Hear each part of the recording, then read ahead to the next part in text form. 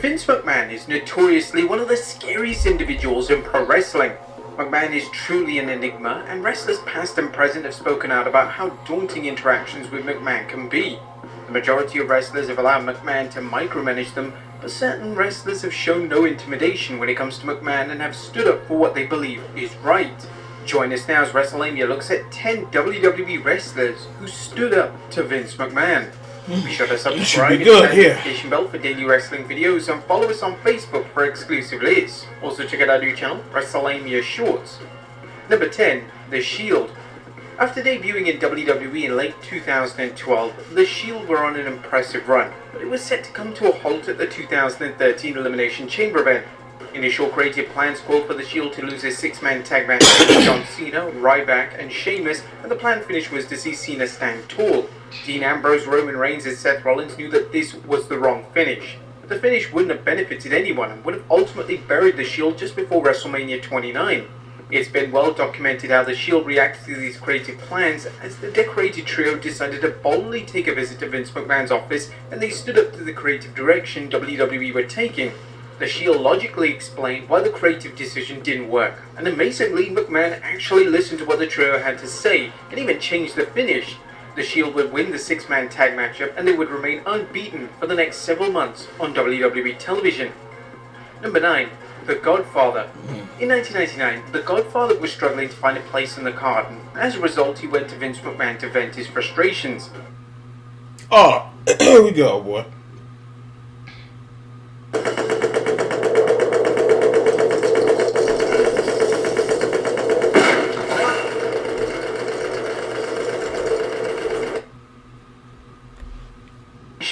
McMahon stated that it's sometimes beneficial to be off TV, but Godfather clapped back at McMahon as he questioned what McMahon was saying.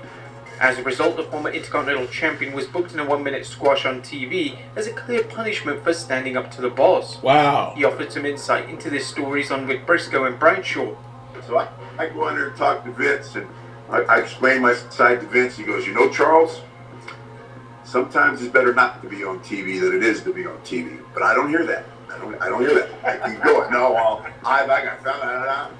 Once again, Charles, sometimes it's better not to be on TV than it is to be on TV. Don't want to hear it. Okay, all right, I'll put you on TV. You want to be on TV? I'll put you on TV. So the new card comes up, right? Godfather, Triple H, no hose, 1 minute.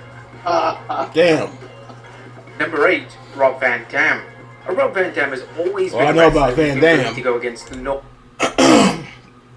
when they went to go trick that trip overseas, Van Dam wasn't having it. I heard about that story a couple of times. He was not having it.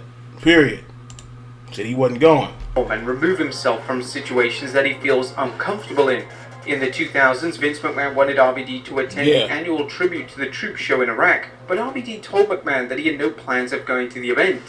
On his podcast, this is what the former WWE champion had to say about the infamous Act of Defiance. "I was stewing about it, and other wrestlers are coming up to me saying, 'Man, Rob, I respect you for saying no. Like, I don't want to go either, but I can't say no. I'm not RVD, dude. Why do I always hear that? Like, there's something in my contract that says I can get no heat. You know what I mean? I just have principles, and I'm not going to be a puppet, and you know, that works for and against me. But I'm here saying that Christmas break, I'll be in California, wherever the hell I lived at the time. I guess that was it. Anyway, it was a subject, like, are they not going to let you go? I was getting mad. What do you mean, let me not go? Like I'm a prisoner." According to the former head of talent relations for WWE, Jim Ross, on his podcast, RVD saying no to the trip resulted in him receiving substantial backstage heat. Of course, there was backstage heat. Vince looked at it as an unpatriotic act, more or less. And look, I admire and I always have Vince McMahon's patriotism, and the United States should love him because he pays a load of taxes, and I know he's legit about his love of Dr. Martin Luther King. Amen to that. But you know, sometimes you can take this stuff too far. Here's the deal. Here's how I would have addressed that. Vince, he doesn't want to go. He's not comfortable going. Number 7, Mark Henry. Back in 2011, a prank on Mark Henry backfired in a major way, and it resulted in Henry confronting Vince McMahon and almost quitting on the spot. Henry was supposed to wrestle a dark match against Sin Cara, but Cara never appeared for the match, and this left Henry utterly embarrassed. According to Henry, during an interview with Chris Van Vliet, Henry expressed why the incident made him angry, and the Hall of Famer had a completely valid argument. I felt disrespected. I felt trivialized. Out of all the work that I did, like all the sacrifices, you people say, oh, you got paid a lot of money. You know what, man? I didn't get paid enough money to dummy down my pride and respect as man. Ain't no price for that. And when that happened, I felt like, okay, I'm expendable. I'm useless to them. They don't respect me. Being that I'm a man and I was able to say my piece to Vince and everybody involved, like, just know who I am, because that won't ever happen again. If it does, like, us talking will not be an option. Henry went on to state that he used the anger from the incident to fuel the acclaimed Hall of Pain character, which would arguably end up being Henry's most successful and celebrated run in WWE. Number 6, Mick Foley. Mick Foley and Vince McMahon have always had an interesting relationship behind the scenes, and at one point during Foley's stint as a commentator on SmackDown, Foley had enough of McMahon's poor behavior and management, and this ultimately led to him exiting WWE in favor of TNA. Foley and McMahon would embark in a heated confrontation due to Foley giving his notice to the company, which Foley detailed on his podcast. I officially gave the notice. I made it really clear that if that was part of the job, I didn't want any part of it. And Vince, he tried to. This is where I'm hesitant because Vince had, he's imagine going through a tough time. I tried to text him for his birthday, and that's the WWE number, so it's not working anymore. Yeah. But I said, Vince, what's the end game here? If I work hard at this for 10 years and I get as good as I can possibly be, that you treat me the way you treat JR? Oh. And then he gets about this close. He goes, you think I've been bad to him? I said, I think you've made his life a lot more difficult than it needed to be. Number 5, Chris Jericho. Even though Chris Jericho is an AEW talent, he is still extremely close with Vince McMahon, with Jericho even going on record to say that he could text McMahon at any time of the day and he would be guaranteed a reply. The relationship between the two hasn't always been great, however, as according to Jericho, the two had an argument that was so severe that Jericho wanted to punch McMahon in the face. The story goes that when Jericho was picked to host the show Downfall, he kept it private, as he didn't want WWE or McMahon interfering. However, when Jericho was on the cover of The Hollywood Reporter, McMahon was furious that Jericho didn't tell him. According to Jericho, McMahon insisted that he wasn't allowing Jericho to host the show, and the two had a verbal back and forth, which included McMahon claiming that Jericho was fired. The two eventually worked things out, and Jericho was allowed to host the show with McMahon's blessing. Number 4, Mustafa Ali. It's not always main event talent that have had the courage to stand up to Vince McMahon, as Mustafa Ali earned a ton of respect from his peers for himself in an argument with McMahon.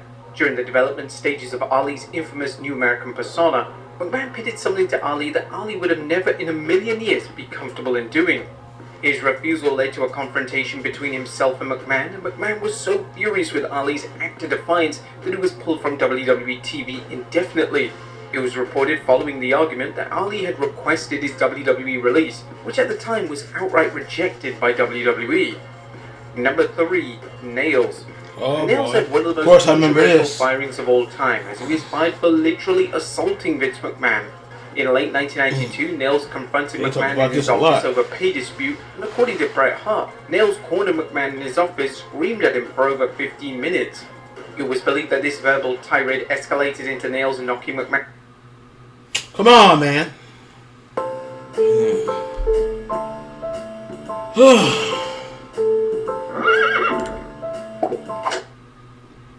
To Nails and knocking McMahon over in his chair and choking him. It said he was in the room hollering, and Bret heard the whole thing. Oh boy, that's not funny though. But damn, because he was supposed to have a match with the Taker. All that got thrown away. I remember, I think right before he got fired. I remember, it's probably worth a lot of money now because it's rare. He got the Nails action figure. I think it was right before he got fired too. Insight into the crazy incident in his autobiography. Kevin Nails cornered Vince McMahon in his office and screamed at him for 15 minutes about all the lies he'd been told. His yelling got so loud I got goosebumps up my back as I listened from down the hall. Suddenly there was a loud crash. Nails had knocked Vince over his chair, choking him violently, until Lanza, Slaughter and a swarm of agents teamed up to pull him off. Nails walked out and immediately called the police and accused Vince of making a sexual advance toward him. Vince was charged of sexual assault, and the charges were dropped soon after.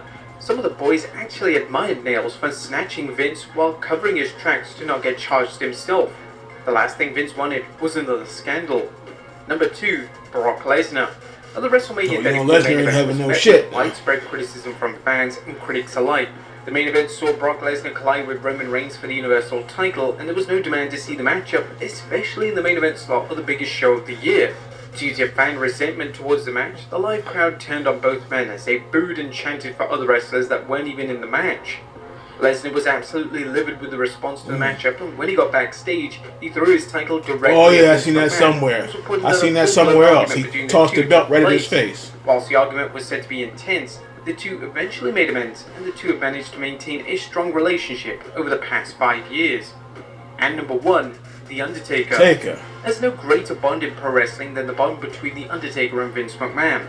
The two see each other as family, and it came as no surprise when McMahon inducted the dead man into the WWE Hall of Fame in 2022. A friendship aside, the two have butted heads in the past, most notably in 1997, when the dead man felt utterly betrayed by McMahon. When the Montreal Screwjob went down, the dead man was bewildered.